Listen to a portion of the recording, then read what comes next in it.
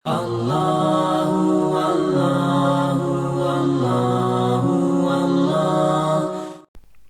Bismillahirrahmanirrahim. Assalamualaikum sahabat muslim.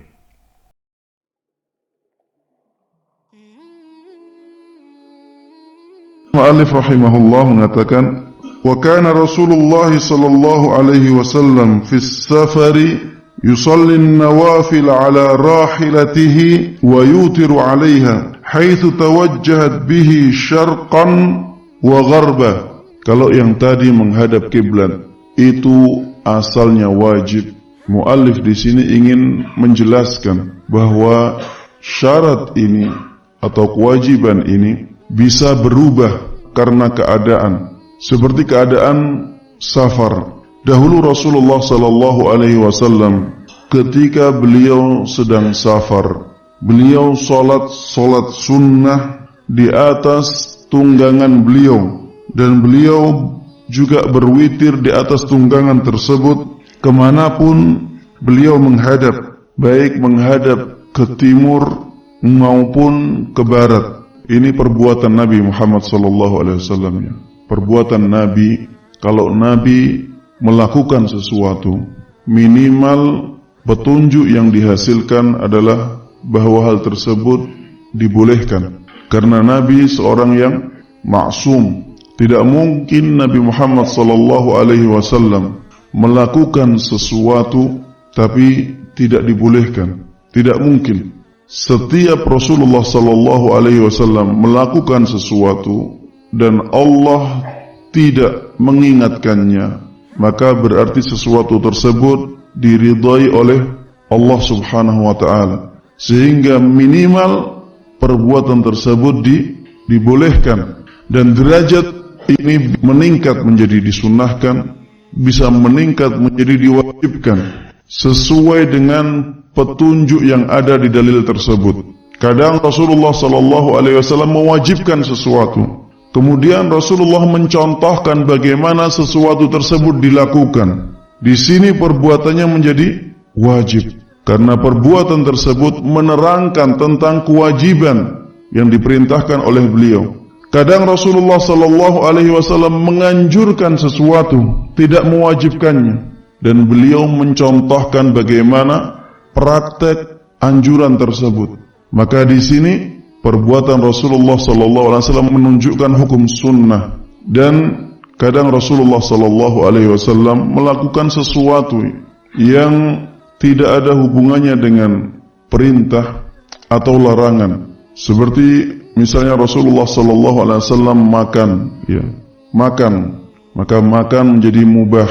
Rasulullah tidur menjadi mubah. Bagaimana makannya bisa menjadi sunnah, misalnya bisa menjadi wajib juga. Ini perbuatan Nabi Muhammad SAW itu menunjukkan banyak hukum ya. Kadang menjadi mubah, kadang menjadi sunnah, kadang menjadi wajib, tergantung dengan petunjuk-petunjuk yang ditunjukkannya dalam perintah atau dalam perbuatan Nabi Muhammad SAW. Di sini Rasulullah SAW ketika safar ya, beliau biasa sholat sunnah di atas kendaraannya, dan beliau tidak mengharuskan dirinya untuk selalu menghadap kiblat. Maka di dalam hadis ini kita mendapatkan dua kriteria. Kriteria yang pertama adalah beliau di atas kendaraan. Kriteria yang kedua, beliau sholatnya sholat sunnah. Ada kriteria yang ketiga tapi diperselisihkan oleh para ulama. Apakah harus safar ataukah tidak? Di sini disebutkan safar. Ini kriteria yang ketiga ini diperselisihkan oleh para ulama. Tapi dua kriteria yang disebutkan di dalam hadis ini, yaitu di atas kendaraan dan sholatnya sholat sunnah ya. Ini hampir seluruh ulama mengatakan demikian. Boleh apabila kita di atas kendaraan dan sholat sunnah, kita tidak menghadap ke kiblat ya. Dan para ulama mensyaratkan sholat di atas kendaraan adalah sholat sunnah, bukan sholat fardu, sebagaimana dicontohkan oleh Nabi Muhammad SAW. Dan di antara sholat sunnah tersebut adalah sholat witir. Makanya para ulama ketika berdalil bahwa salat witir itu salat sunnah, berdalilnya dengan hadis ini. Karena Rasulullah sallallahu alaihi wasallam biasa salat witir di atas kendaraan. Ini menunjukkan bahwa salat witir seperti salat-salat sunnah yang lainnya. Walaupun salat witir ini adalah salat yang sunnah muakkadah, sunnah yang sangat ditekankan sekali, ya, sunnahnya kuat dahulu, ya, di zaman salaf, ya. Orang bisa menilai bahwa seseorang itu fasik, tidak diterima persaksiannya dengan salat witirnya. Kalau dia selalu meninggalkan salat witir, maka dia tidak diterima persaksiannya. Ini zaman dulu, ya. Ini menunjukkan betapa kuatnya perintah salat witir. Sampai-sampai di mazhab Hanafi salat witir diwajibkan. Di mazhab Hanafi salat witir diwajibkan karena ada sebuah hadis, ya, sebuah hadis yang mengarah ke sana, mengarah ke petunjuk bahwa salat witir itu wajib. Tapi hadis tersebut hadis yang lemah, ya, dilemahkan oleh para ulama. Makanya para ulama meninggalkan hadis tersebut dan mengambil hadis ini yang sahih, ya. Hadis yang sahih ini menunjukkan bahwa salat witir adalah salat sunnah. Kenapa demikian? Karena Rasulullah sallallahu alaihi wasallam dahulu biasa salat witir di atas kendaraan.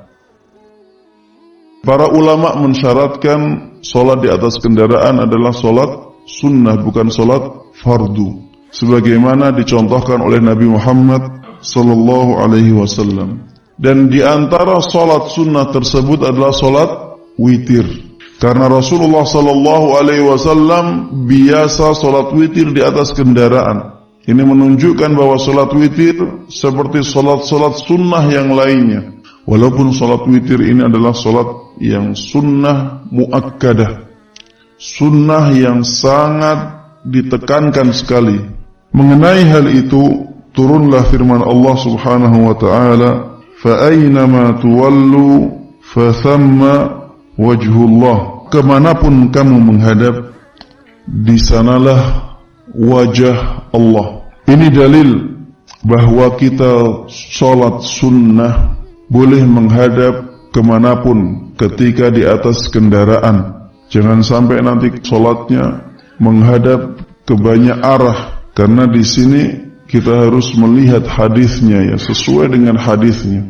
Kalau kita sholat di tempat, ya, bukan di atas kendaraan, ya, walaupun sholat sunnah kita harus menghadap ke kiblat. Kalau di atas kendaraan baru bisa mengamalkan hadis tersebut, sholat sunnah yang di atas kendaraan. Yang diperselisihkan oleh para ulama, apakah di atas kendaraannya harus safar?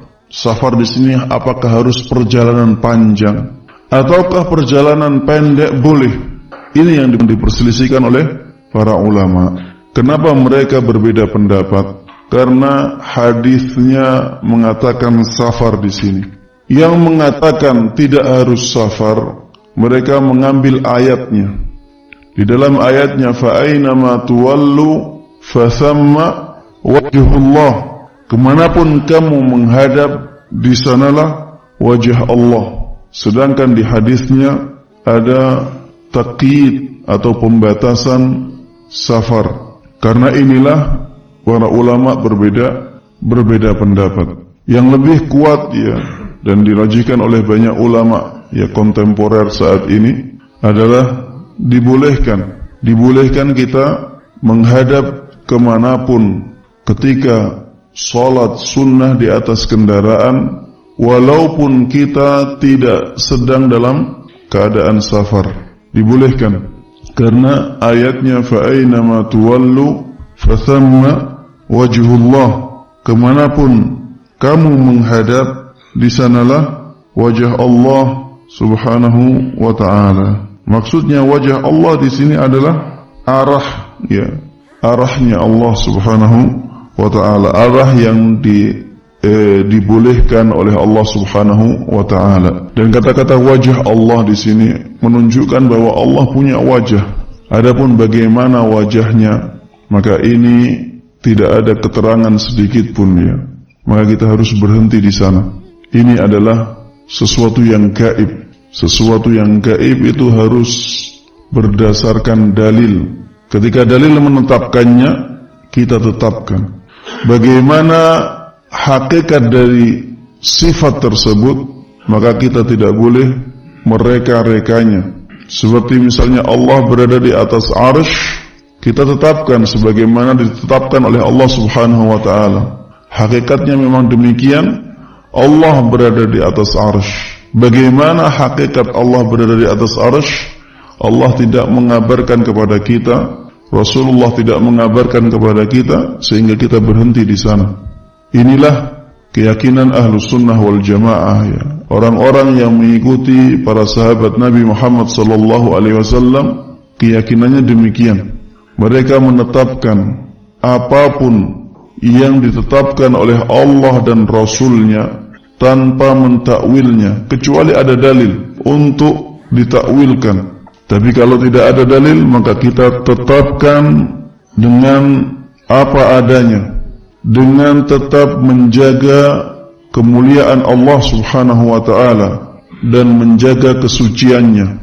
Allah Subhanahu wa ta'ala punya wajah, kita punya wajah, tapi wajah kita jauh dengan wajah Allah. Ya Allah jauh lebih mulia, jauh lebih suci, jauh lebih sempurna. Sebagaimana Allah Subhanahu wa ta'ala mendengar, kita juga mendengar, tapi pendengaran kita jauh dari pendengaran Allah Subhanahu wa ta'ala. Pendengaran Allah lebih sempurna, pendengaran Allah lebih suci, pendengaran Allah lebih tinggi, berbeda dengan pendengaran kita yang terbatas. Begitu pula Allah melihat, kita melihat.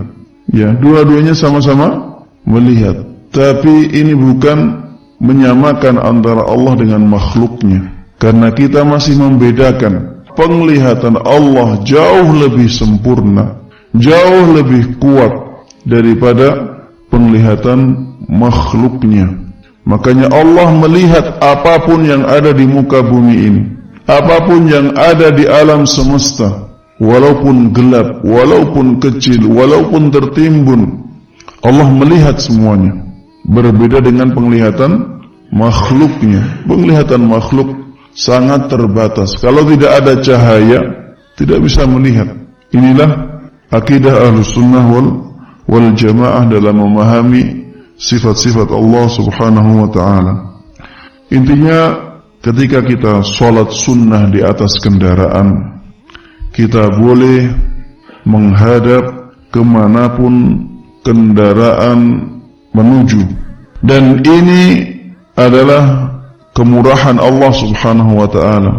Ini bentuk ringannya syariat Islam, sehingga kita bisa sholat di atas kendaraan, ya.